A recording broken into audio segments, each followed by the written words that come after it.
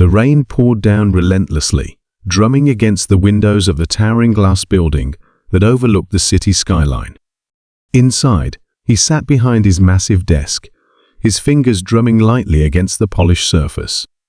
The glow from his laptop screen illuminated his face, but his mind wasn't focused on the numbers or reports in front of him. It had been years, but certain memories never truly faded. He had built an empire, amassed wealth beyond imagination, yet no amount of success could erase the past. And then, out of nowhere, the past walked right through his door. The receptionist had barely managed to announce her arrival before she stepped inside, her presence sending a shockwave through the room. For a moment, neither of them spoke. He simply stared, as if his mind was playing tricks on him. She looked almost the same determined eyes, the same way she carried herself. But something was different. She had vanished from his life without warning, leaving behind nothing but unanswered questions, and a silence that had haunted him ever since. And now, here she was, standing in front of him as if time hadn't passed. As if she hadn't walked away. He leaned back in his chair, his voice even but cold. "You have some nerve showing up here." She didn't flinch. Instead, she took a deep breath, as if steadying herself for what she was about to say. "I know you have every reason to hate me," she said, "but you need to hear me out." He almost laughed at the audacity of it. "You left," he said, his tone sharper now. "Without a word, without an explanation. And now you expect me to just listen?" Her hands clenched at her sides. "Because I didn't have a choice," she said, her voice barely above a whisper. "And if you knew the truth, you'd understand." Something flickered in her eyes, something he hadn't seen before. Fear. That made him pause. She had never been afraid of anything. Not of him, not of the world. But now, standing in his office, she looked like she was carrying a burden too heavy to bear. He exhaled slowly, his jaw tightening. "Then talk," he said, "because I deserve to know why you walked away." She hesitated for the briefest moment, then took a step forward. "I didn't just leave you," she admitted. "I was protecting you." His eyes narrowed. "From what?" She looked away, as if struggling with something. And then, finally, she met his gaze. "From the truth," she said. "And from the secret I've been keeping all these years." His chest tightened. He didn't know what she was about to say, but he could feel it in his gut, whatever it was. It was about to change everything. She took a shaky breath, her fingers tightening around the strap of her purse as she tried to gather her thoughts. His eyes remained locked onto hers, unreadable, yet filled with the weight of the past. She could tell he was holding back a storm of emotions, anger, pain, confusion. She had expected this. She had rehearsed this moment over and over in her mind. But now that she was here, standing in front of him again, everything felt so much harder. "I wanted to tell you," she finally said, her voice softer now. "I wanted to 100 times. But I couldn't." He leaned forward, resting his elbows on his desk. "Why?" She swallowed hard. "Because I was being watched." A muscle twitched in his jaw. "Watched?" She nodded. "It wasn't just about me. If I had stayed, if I had told you everything, I was afraid they would come after you too." He exhaled sharply, running a hand through his hair. Who? She hesitated, glancing toward the large office windows, as if expecting someone to be lurking in the shadows. It was a habit she had developed over the years, always checking, always making sure she wasn't being follower. "I can't say everything." "Not yet," she admitted. "But I left to protect you. I had no other choice." He shook his head, frustration clear in his eyes. "You don't get to decide that for me. Do you have any idea what it was like? Wondering why you disappeared? Thinking I wasn't enough for you?" His voice was laced with bitterness, and it cut straight through her. She lowered her gaze. "I know. And I hate that I hurt you." There was silence for a long moment. Then, in a voice much calmer but no less intense, he asked, So why now? Why come back after all these years? She looked at him then, really looked at him, and she could see it beneath the anger and pain. There was something else. A part of him that had never let go because it's not over, she whispered. And I don't think I can do this alone anymore. His eyes darkened, scanning her face, searching for answers. What aren't you telling me? She hesitated again, but she knew she couldn't run anymore. She had already taken the biggest risk by coming here. I have proof, she said carefully. Proof of everything. And if they find out I have it, I won't be safe. His entire body tensed. Who is after you? She exhaled, her voice barely audible. The people who destroyed my life. The people who would do anything to make sure the truth never comes out. For the first time since she had walked in, she saw something shift in his expression. A flicker of something dangerous. He had built an empire on his ability to stay 3 steps ahead, to take control of any situation. But this was different. This was personal. He leaned back, folding his arms. If you want me to help you, you need to tell me everything. No more running, no more secrets. She met his gaze, her heart pounding. Then you need to be ready for the truth. Because once you hear it, there's no going back. The air between them was thick with tension, but this time, neither of them looked away. And in that moment, they both knew this was only the beginning. He studied her in silence, his sharp gaze picking apart every detail of her face, every hesitation in her voice. She had always been a terrible liar, but this wasn't just nervousness, this was fear. Real, bone-deep fear. Finally, he leaned forward, his voice steady but firm. Start from the beginning. She inhaled deeply, as if drawing in the courage to say the words out loud. After I left, I thought I could disappear. I thought if I stayed quiet, if I kept my head down, they would leave me alone. But they didn't. Her fingers twisted together in her lap. They followed me. They made sure I never stayed in one place too long. Every time I thought I was safe, there would be a warning. A reminder that they were still watching. His jaw clenched. But he didn't interrupt. She continued, her voice barely above a whisper. It wasn't until I started piecing things together that I realized why they wouldn't let me go. They think I know too much. And they're right, he narrowed his eyes. Who are they? She hesitated. I can't say yet. Not until I know I can trust you. A sharp breath escaped him. You came back to me. You risked everything to walk through that door, but you won't tell me who we're dealing with. Her gaze flickered to the window again, her paranoia evident. Because the moment I say their names, you become a target, he exhaled slowly, rubbing a hand over his jaw.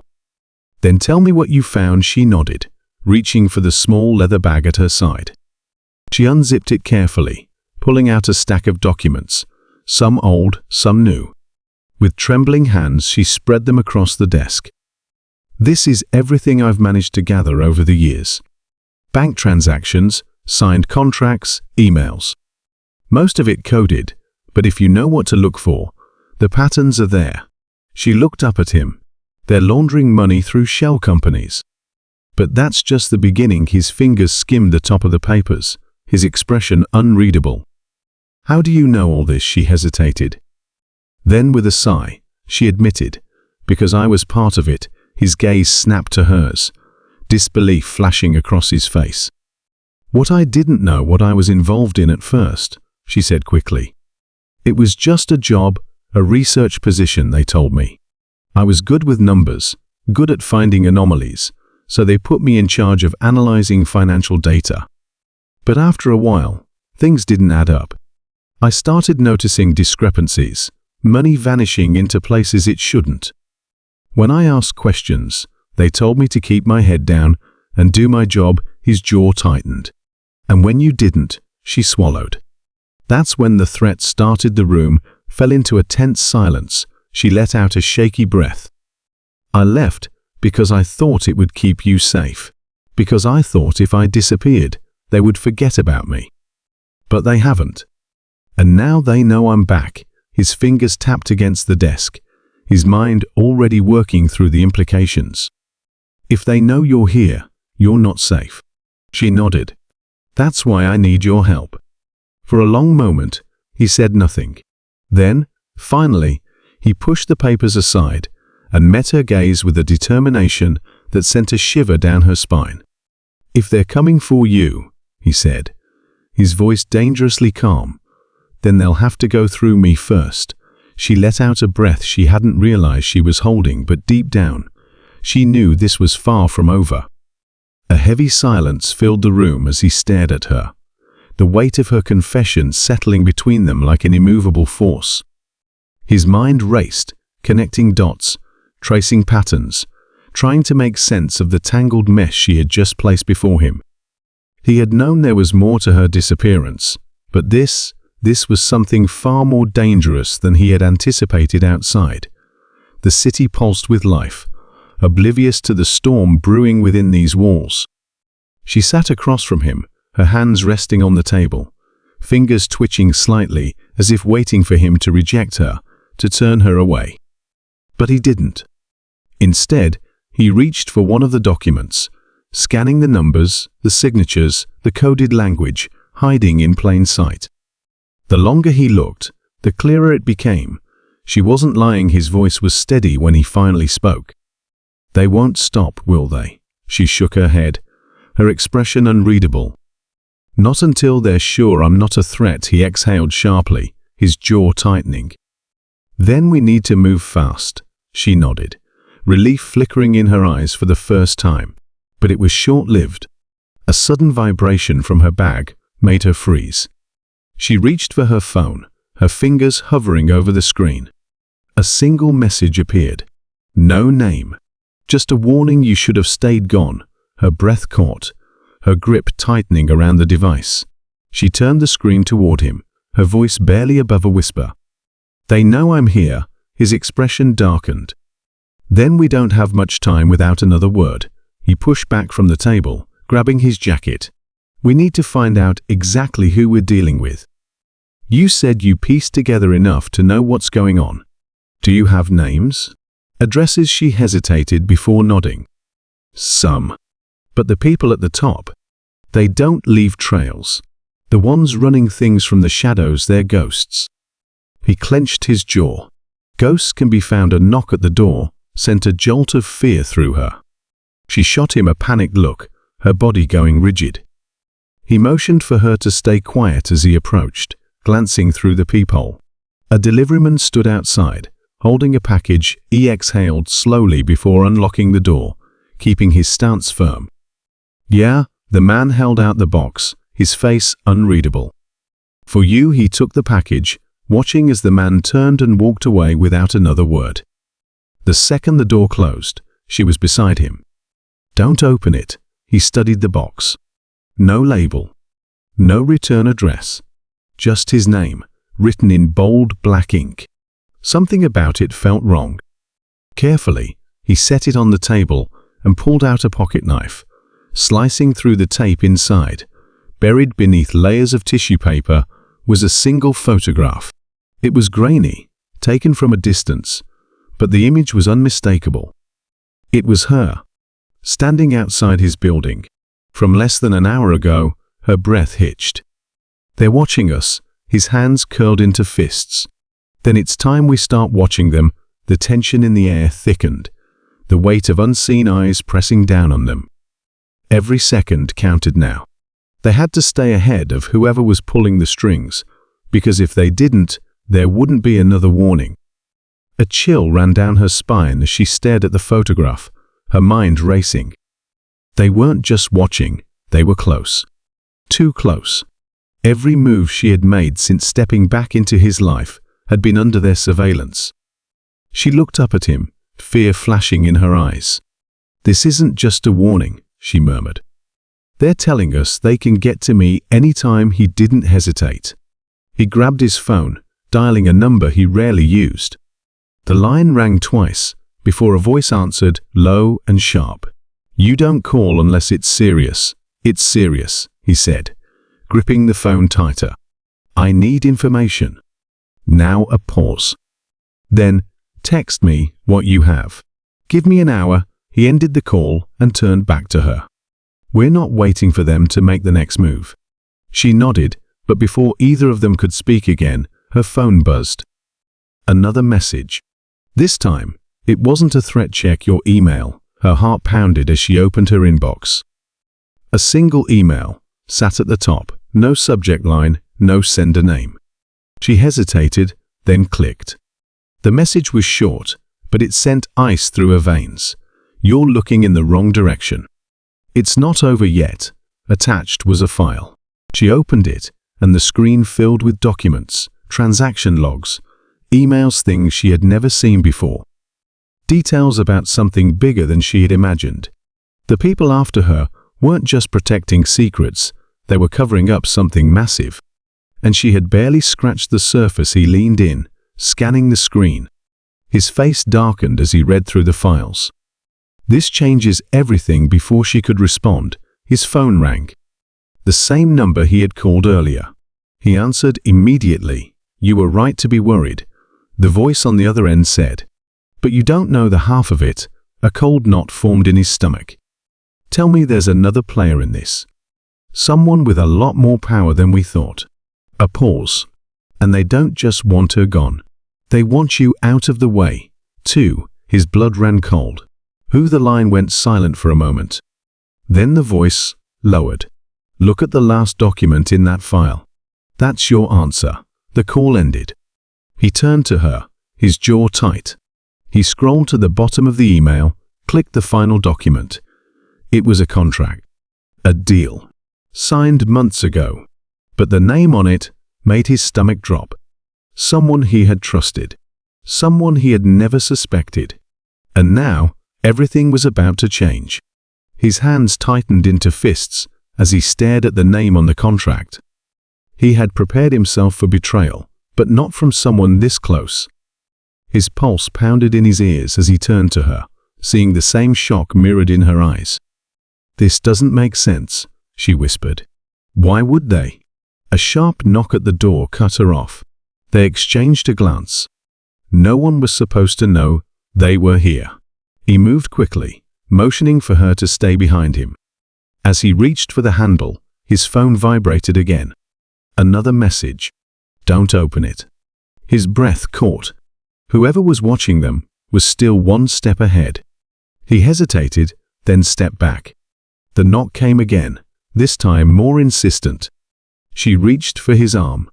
We can't just stand here. Instead of answering, he pulled her toward the side door leading to the stairwell. He had rented this place because of its multiple exits. If they were trapped, they needed another way out. As they moved quickly down the stairs, he checked his phone again. Another message. They know where you're going. His grip tightened on her hand. He had spent years controlling every part of his life, ensuring that no one could outmaneuver him. But now, he wasn't sure if they were running towards safety or straight into a trap. They stepped outside into the cool night air. The street was empty. Too empty. Then, headlights flashed on. A black car was parked across the street, its engine rumbling. The back door opened. A familiar voice called out, "Get in." He froze. He knew that voice. Trusted it once. But now, after everything they had uncovered, he didn't know what to believe. She squeezed his hand. We don't have a choice. With every instinct screaming at him, he led her across the street and got into the car. The door shut behind them, locking them in. The person in the front seat turned around, their face unreadable. You've been looking for answers. It's time to hear the truth. The car pulled away from the curb, and he knew one way or another, this was the end. The silence in the car was thick with tension.